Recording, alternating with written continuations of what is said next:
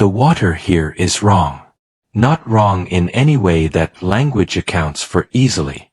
The surface is the color of hammered iron, and it does not behave the way open ocean is supposed to behave. It doesn't roll in long, patient swells that carry light along their crests. It churns. It convulses between rock formations that rise from the seafloor without warning, without reason, black teeth jutting upward, crusted with salt and ancient barnacles, slick with something darker than algae. The currents here are not a single current. They are 5 or 6 competing forces arriving from different directions simultaneously, colliding in a perpetual, soundless argument that occasionally becomes very loud indeed. From above, far above, the only safe distance, the island appears as a dark, dense mass interrupting the water like a bruise. The jungle canopy is so thick, so uniformly layered, that it looks less like vegetation and more like a single organism. A solid thing. A lid. There are no visible clearings, no glint of structures, no roads, no fires burning in early morning darkness. There is only the green-black compression of forest meeting sky, and the perpetual white violence of surf at its edges. And then the wind shifts. And something reaches you even from up here. Not a smell exactly. More like the memory of a smell, something organic and very old, the kind of deep earth humidity that carries information in it, if only you could read what it says. The island exhales it the way a living thing exhales. Constant. Slow. Patient. The coastline is irregular, indifferent to human geometry. There is no harbor, no natural bay where a vessel could anchor safely, no welcoming shallows where a person might wade ashore without fighting. The reef system around the island's perimeter is extensive, unpredictable, and has broken the hulls of ships that came before anyone thought to record what happened to them. Coral formations here are not the kind that appear on postcards. They are the kind that appear in investigations. Now come down a little. Just a little. The edge of the forest near the northern beach is where it begins. Where it always begins, with every story about this place. Because there, half swallowed by roots and creeping fern, is the first sign that someone was once here who was not from here. A metal cylinder, the type once used to carry compressed gas, lies at a 45-degree angle against a fig tree. The metal is so thoroughly rusted that it has become part of the landscape. Orange-brown, granular, flaking into the soil it has been absorbing for decades. There is a valve mechanism still attached at one end. It was once painted. The paint is the color of nothing now. Nearby, almost invisible, the remains of a wooden platform.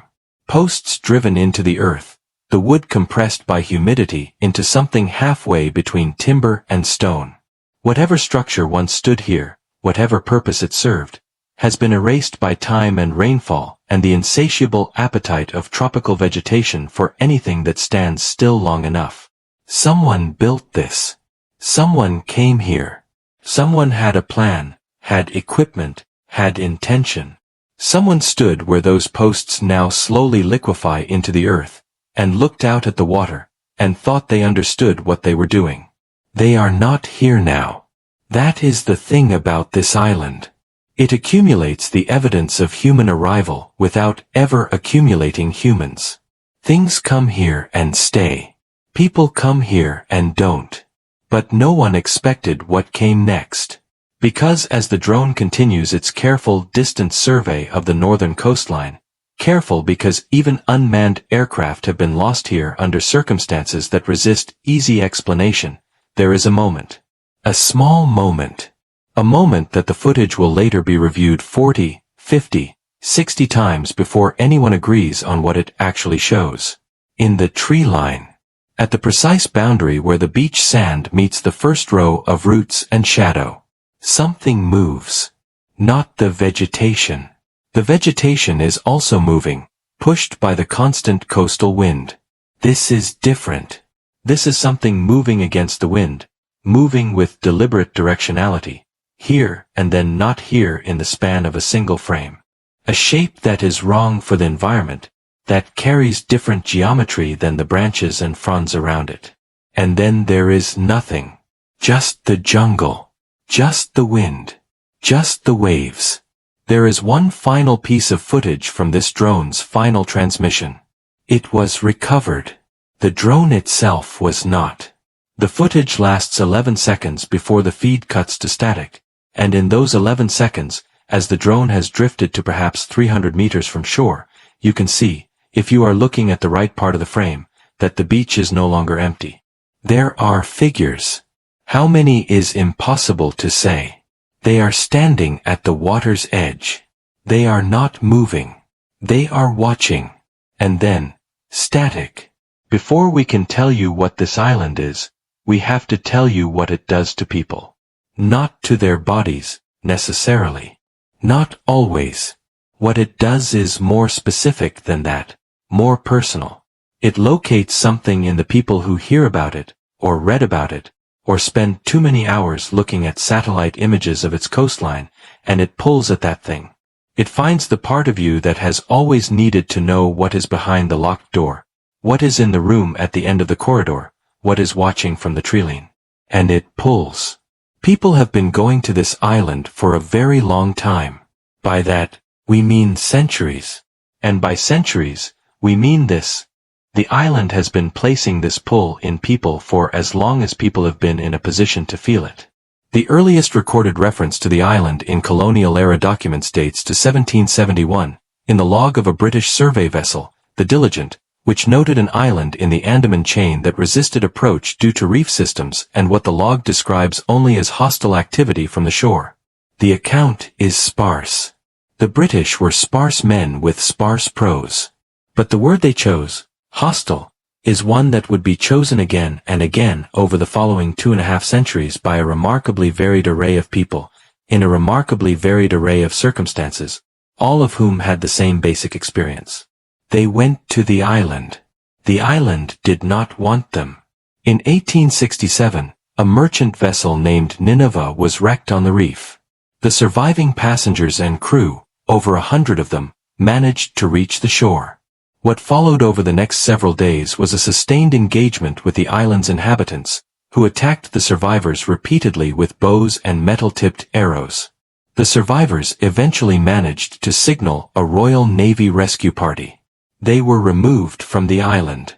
They were never asked to go back. And this is important. Pay attention to this.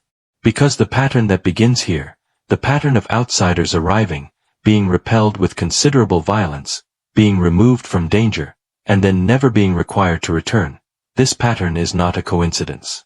It is not bureaucratic inertia or political negligence. It is policy. Eventually, it becomes deliberate, codified, internationally recognized policy. But we are getting ahead of ourselves.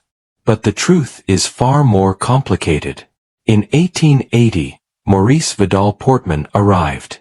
He was a British naval officer and colonial administrator, and he had what his era would have described as a scholarly interest in the indigenous peoples of the Andaman Islands.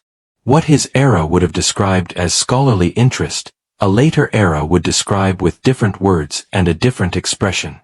Portman came with ships and men and equipment, and he conducted what he considered expeditions, and what the people on the receiving end of those expeditions would have considered something else entirely. He came to the island we are discussing. The island that was, by this point, beginning to accumulate its reputation. He came ashore with a party of armed men and found the island apparently deserted, its inhabitants having retreated into the forest interior, which they appear to have done with practiced efficiency whenever strangers arrived. Portman's party searched and found a small number of people, an elderly man, an elderly woman, several young children. He took them. He brought them back to Port Blair, the colonial capital of the Andaman Islands. The elderly man and woman became ill almost immediately. They died. The children, disoriented, grieving, stripped of every context that gave their lives meaning, were given gifts, by Portman's account, gifts of goodwill, intended to establish friendly relations, and were returned to the island. We do not know what happened when they arrived back. We do not know what they told the people who met them on the beach. We do not know what knowledge those children carried back with them about the world beyond the water. What we know is what came after. What we know is that the island, if it had any ambivalence about outsiders before Portman, did not appear to have that ambivalence afterward. The island is called North Sentinel Island. It sits in the Bay of Bengal, part of the Andaman Archipelago, geographically proximate to India, which has formal sovereignty over the territory. It is approximately 59 square kilometers in area. It is located 50 kilometers west of South Andaman Island. From the air, if you are allowed to fly close enough to see it properly, which you are not, it appears as a flattened oval of jungle ringed by coral and sand, unremarkable in profile, indistinguishable from any number of other small tropical islands in the region. And yet, the people who live on North Sentinel Island are known as the Sentinelese. They are one of the last, some argue the last, truly uncontacted people on Earth. That word, uncontacted, requires its own explanation, because it is not entirely accurate and yet it is the best word available. What it means, in practice, is this. The Sentinelese have not entered into sustained, voluntary, peaceful exchange with the outside world. They have not adopted outside language, outside technology, outside social structures. They exist in a condition of deliberate, enforced, self-maintained isolation that has persisted for at least several decades of careful modern observation and, by most estimates based on genetic and archaeological evidence, for 60,000 years of human habitation on the island. 60,000 years. Try to hold that number still in your mind. 60,000 years of a people living on that island, in that forest, eating what the island provides, speaking a language no outsider has ever heard enough of to record, maintaining a culture no outsider has ever been permitted to observe.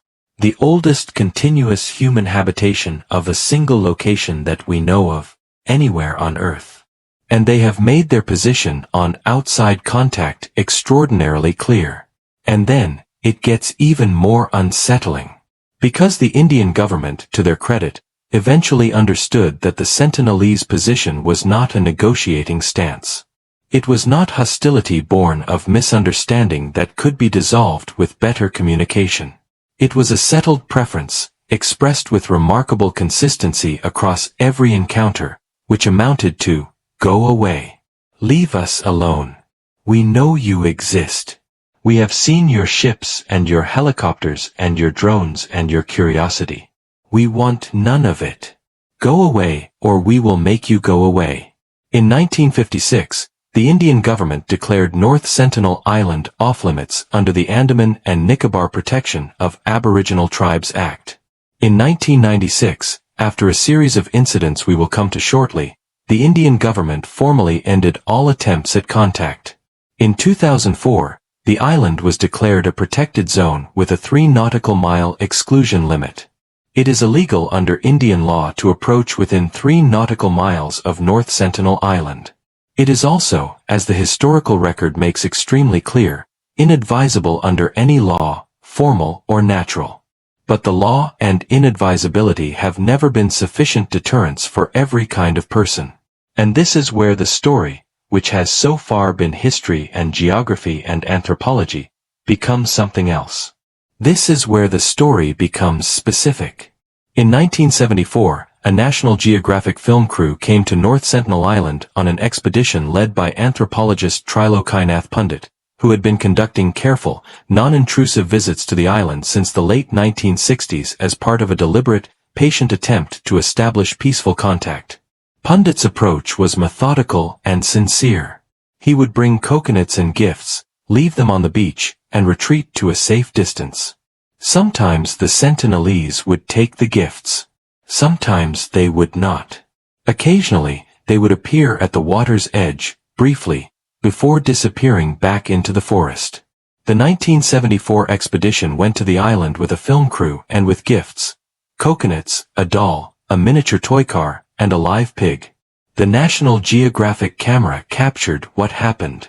Sentinelese men waded into the surf to meet the visitors.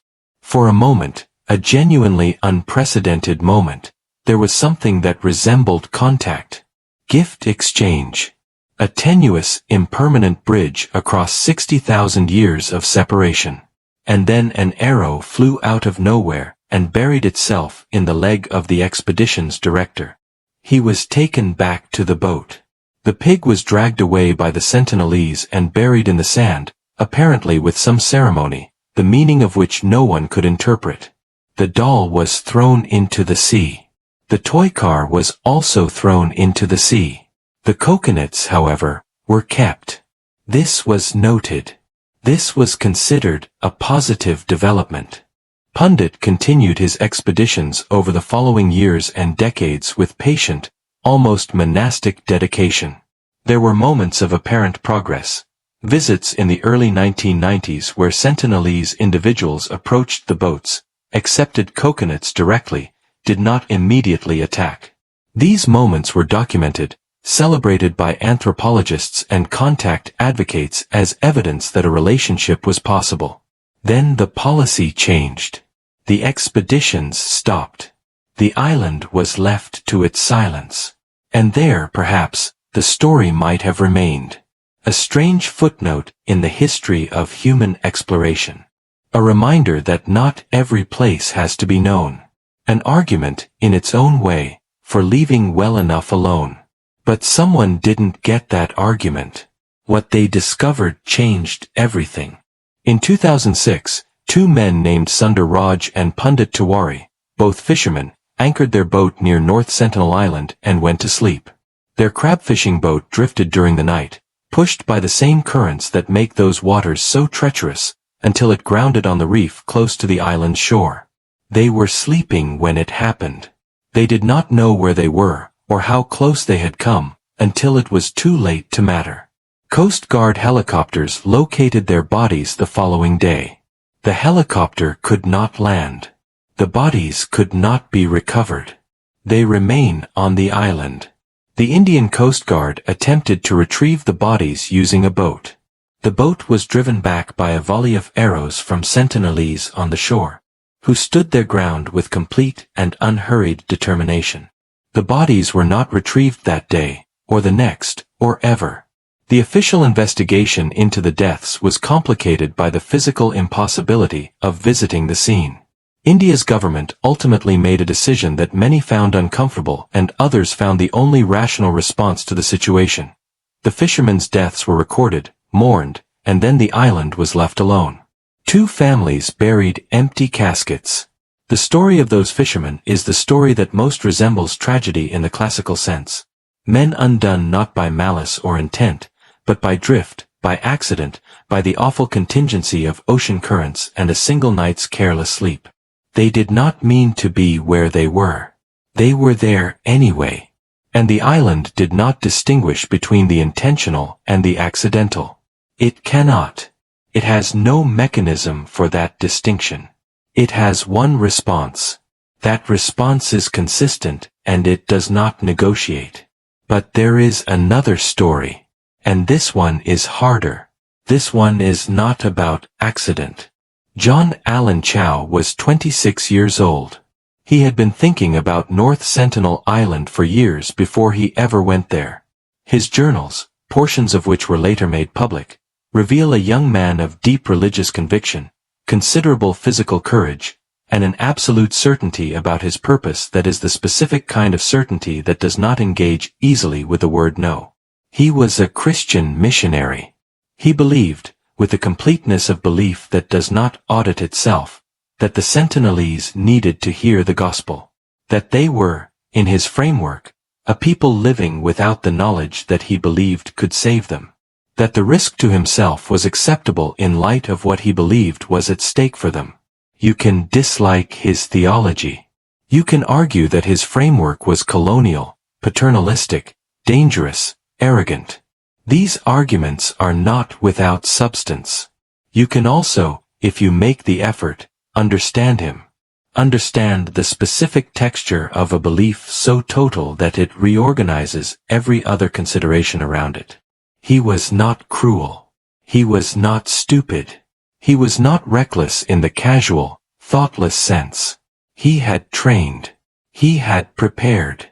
He had studied what little was known about the Sentinelese, acquired a small vocabulary of neighboring island languages hoping for some transfer, taken courses in wilderness medicine and survival. He had prayed about it at length, and concluded that he was supposed to go. He hired local fishermen to bring him to the island on November 15, 2018. He paid them. He told them what he intended to do. They knew, or suspected, what it meant. They did not refuse his money. On his first approach to the island, he paddled a kayak from the fishing vessel toward the beach. Sentinelese men appeared on the shore.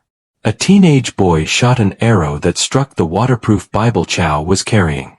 Chow retreated. He went back to the fishing boat. He wrote in his journal that night. He described what he had seen. He described his fear. And then he described why he was going to go back. The next morning, November 16th, he went back. The fishermen, anchored at a safer distance, watched. They watched him paddle toward the beach. They watched the figures appear again from the tree-line. They watched what happened next, though later accounts from the fishermen are careful about the specific details of what they saw, and the Indian police, in interviewing them, were careful about the specific details they required. What is known, the fishermen saw Chow's body on the beach the following morning. They saw Sentinelese men dragging it. The fishermen left. They went to the authorities. They gave their accounts, for which they were subsequently arrested under the laws protecting North Sentinel Island, and then released. John Allen Chow's body was never recovered. The Indian government conducted an investigation. They consulted with anthropologists and legal experts and with the Coast Guard. They concluded, after considerable deliberation, that attempting to retrieve the body would be more dangerous than not retrieving it, and that the Sentinelese were acting within their rights as a protected people on their own territory. His family was informed. His family grieved in the way that families grieve when grief has no grave to go to. His father, in interviews afterward, said that he forgave the Sentinelese, that his son had known the risk, that he believed his son had died for what he believed in. You don't have to agree with the theology to feel the weight of that. The weight of a father saying those words. But something about this island is different. Because the instinct, watching this story from the outside, is to assign fault. To find the responsible party and give the tragedy a moral. And the moral that presents itself most easily, most comfortably, is that Chow was wrong, that he should not have gone, that his certainty was his undoing, that the Sentinelese were simply defending themselves from an intruder. And that is not inaccurate, exactly. But it doesn't account for everything. It doesn't account for what the island itself has done, over and over, to person after person across centuries of encounters. It doesn't account for the specific quality of the repulsion, not just physical force, but something more total, more absolute. The island has been asked, in dozens of ways, by dozens of people with dozens of intentions, and it has given the same answer every single time. And that answer is not merely no. It is not the no of a closed door. It is the no of something that doesn't want to be found at all. There are things we do not know about the Sentinelese that no amount of satellite imagery or historical research or anthropological theory can fill in. We do not know how many of them there are. Estimates range from as few as 50 to as many as 500. The island size would support a larger population, but disease, specifically the diseases that outsiders carry and against which the Sentinelese have no immunity whatsoever, having been isolated from the global disease pool for 60 millennia, makes any contact potentially catastrophic. This is not hypothetical. The Andaman Island peoples who did accept contact, the Great Andamanese, the Onge, the Jarawa, suffered devastating population collapses following sustained outsider contact. The Great Andamanese numbered in the thousands before British colonization. Today there are fewer than 60. The mechanisms of this collapse included disease, displacement, cultural disintegration, and the specific kind of demographic despair that comes when a world ends and its people are expected to continue living in the ruins of it. The Sentinelese are the last tribe that never went through that. The last people in that region, and arguably anywhere, who have maintained the wall that protects them from it. Their hostility toward outsiders is not savagery. It is, in the context of what happened to every other Andamanese people who lowered their guard, something closer to wisdom. Terrible wisdom, perhaps. Costly wisdom. But wisdom. Anthropologists who have spent careers thinking about North Sentinel Island, from a respectful distance, always from a respectful distance, speak about it in terms that are rarely used in academic contexts. Terms of awe, of unease, of something that doesn't resolve neatly into professional language. Pankaj Seksaria, a researcher and writer who has followed the island's story closely for decades, describes the Sentinelese as living evidence of a completely different way of being human. Not a lesser way. Not a remnant. A different way. A way that has its own completeness, its own internal logic, its own relationship to the land and sea and sky that we cannot access or evaluate from the outside. And they would like it to remain inaccessible. We have photographs, of course. Long-lens photographs taken from helicopters and from survey vessels, maintaining the legal exclusion distance. They show figures on the beach, figures in the surf, figures standing at the forest edge, watching. The Sentinelese have been photographed with reasonable consistency whenever anyone comes close enough. They appear, they observe, they respond. What the photographs cannot capture, what nothing can capture, is what they think of us. What narrative they have built around the strange things that periodically appear at the edges of their world. Whether they have a name for us. Whether we are in their stories. Whether, in the oral tradition of a people with no written language and 60,000 years of memory, there are accounts of ships and helicopters and kayaks, and all the varieties of incomprehensible intrusion that their island has absorbed and expelled. We would like to know. We cannot know. That is the position. And then, there was silence. There is a theory, not universal but persistent, that North Sentinel Island contains archaeological evidence of human habitation going back further than anywhere else in the Eastern Hemisphere. The genetic data on Andamanese peoples suggests their ancestors were among the earliest groups to migrate out of Africa, along a coastal route through what is now the Middle East and South Asia, arriving in the Andamans perhaps 60 to 70,000 years ago. If that migration happened as the genetic record suggests, then the ancestors of the Sentinelese may have been among the first modern humans to reach Southeast Asia. They may have watched, from their island, as the rest of the human story happened somewhere else.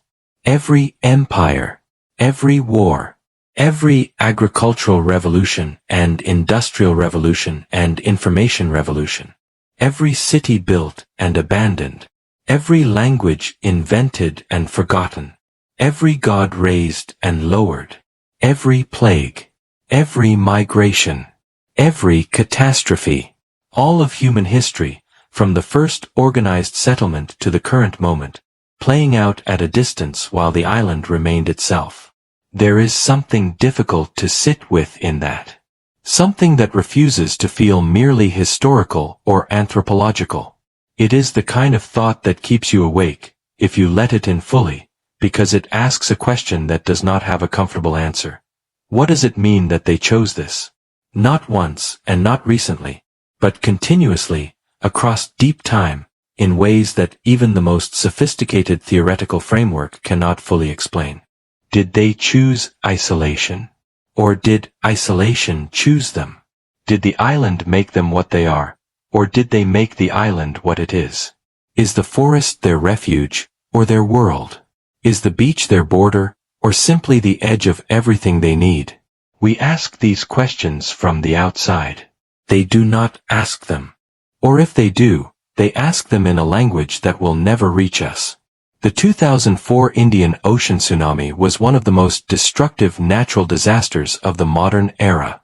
It killed over 200,000 people across 14 countries. The Andaman and Nicobar Islands were heavily affected. Coastal communities were destroyed. Infrastructure was obliterated. In the aftermath, One of the many concerns expressed by the Indian government and international aid organizations was the fate of the Sentinelese.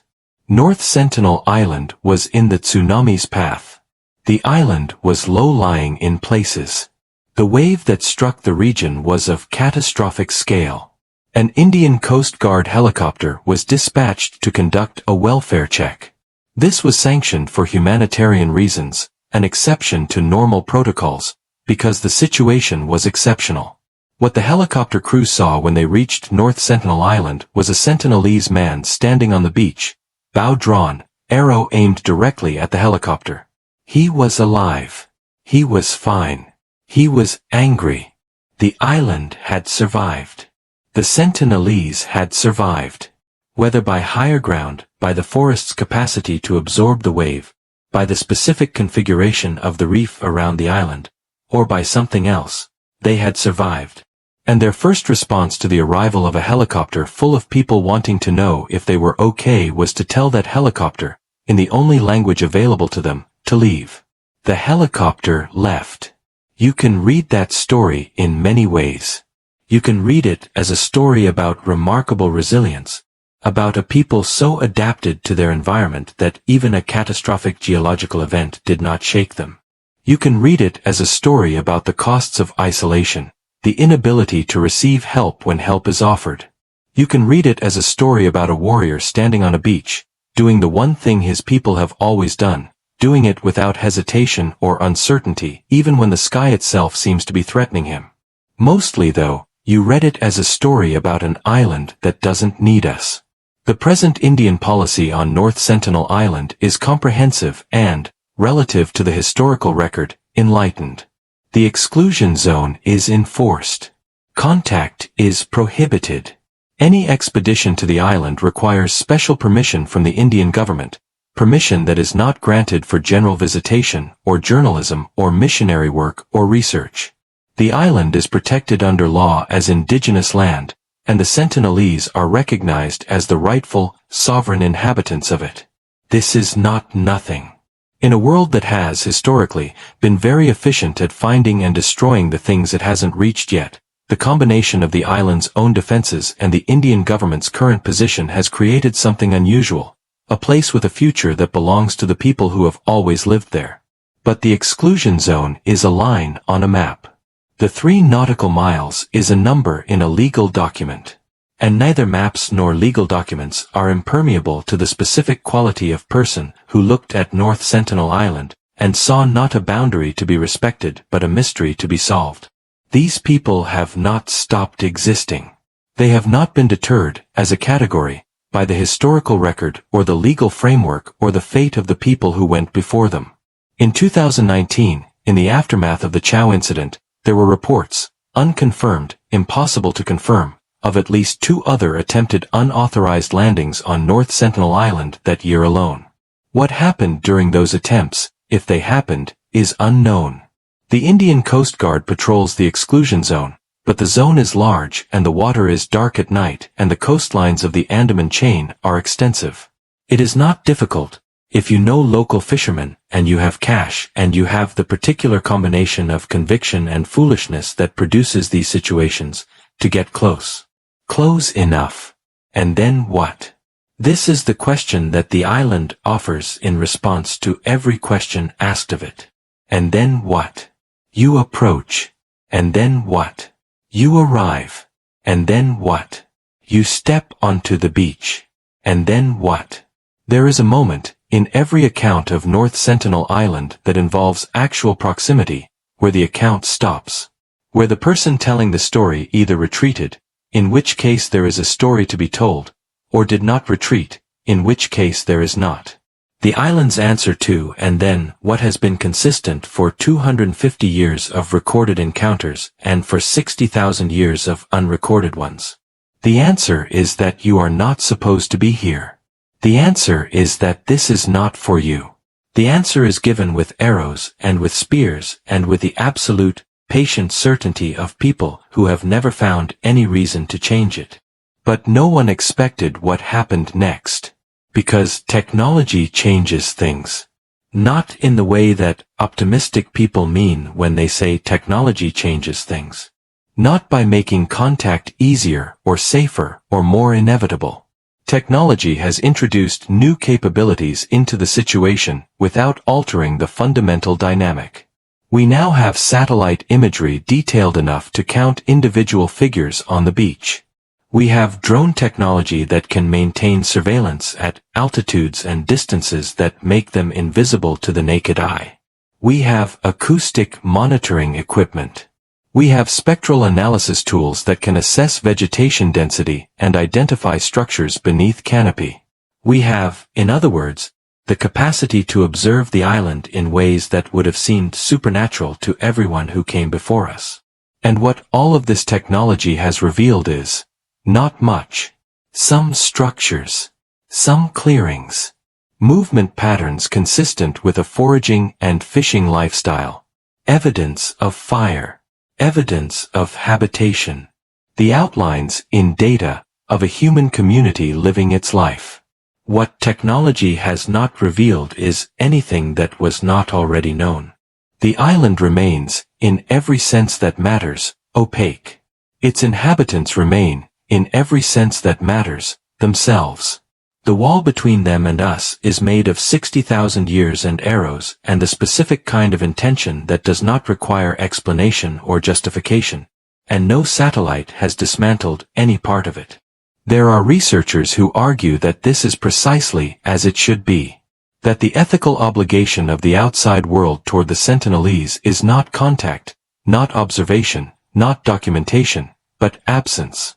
That the most sophisticated, most respectful, most genuinely human thing that a civilization capable of surveillance from orbit can do for a people who don't want to be found is to stop looking. To stop accumulating data. To stop telling the story, even this story, even in tones of respect and ambiguity and careful distance. It is a compelling argument. It is not one that tends to stop anyone from watching. Here is what remains. The island remains. That is the fundamental fact around which everything else arranges itself. In an era of unprecedented global connectivity, in a world where the last white spaces on the map filled in decades ago, in a century when the concept of the unknown place has become almost purely theoretical, this island remains unknown. Not unknown in the sense that we have no coordinates for it, or no photographs of it, or no satellite data. Unknown in the only sense that matters. We do not know what it is like to be there. We do not know what it means to live on it. We do not know what the people who live on it think or feel or believe or remember. We do not know their names for things, or the shape of their stories, or what they say to each other when the sun goes down over water they have watched for 60,000 years. We know the coastline. We know the rough shape of the canopy. We know that they can shoot arrows with precision at moving targets from considerable distance. We know that they have metal tools, obtained somehow from shipwrecks or drifting debris, which suggests a capacity for adaptation and material improvisation that outsiders underestimate. We know that they had a man standing on a beach with a bow in the aftermath of a tsunami, and that his arms were steady. We know, because of the 2004 tsunami encounter, and because of other helicopter overflights in emergency circumstances, that the Sentinelese are aware of aircraft. They watch them. They respond to them. They have observed, from their island, technology they did not make and cannot identify, and they have integrated that observation into whatever understanding of the world they carry. What they have made of us, what category of thing we occupy in their cosmology, is something we will never know. We are the figures beyond the water. We are the things that come and go. We are the ones who always eventually leave. Maybe that is all we are to them. Maybe that is all we should be. The last time anyone came close to North Sentinel Island with official sanction was years ago. The official position of the Indian government remains unchanged. The island is protected. Contact is forbidden. The Sentinelese are to be left alone. Coast Guard vessels maintain patrol of the exclusion zone with varying degrees of consistency. The island continues to be what it has always been, which is itself entirely, without interruption. Somewhere in that forest, people are going about the business of being alive. They are eating, resting, working, speaking to each other in a language with 60,000 years of history that no linguist has ever transcribed.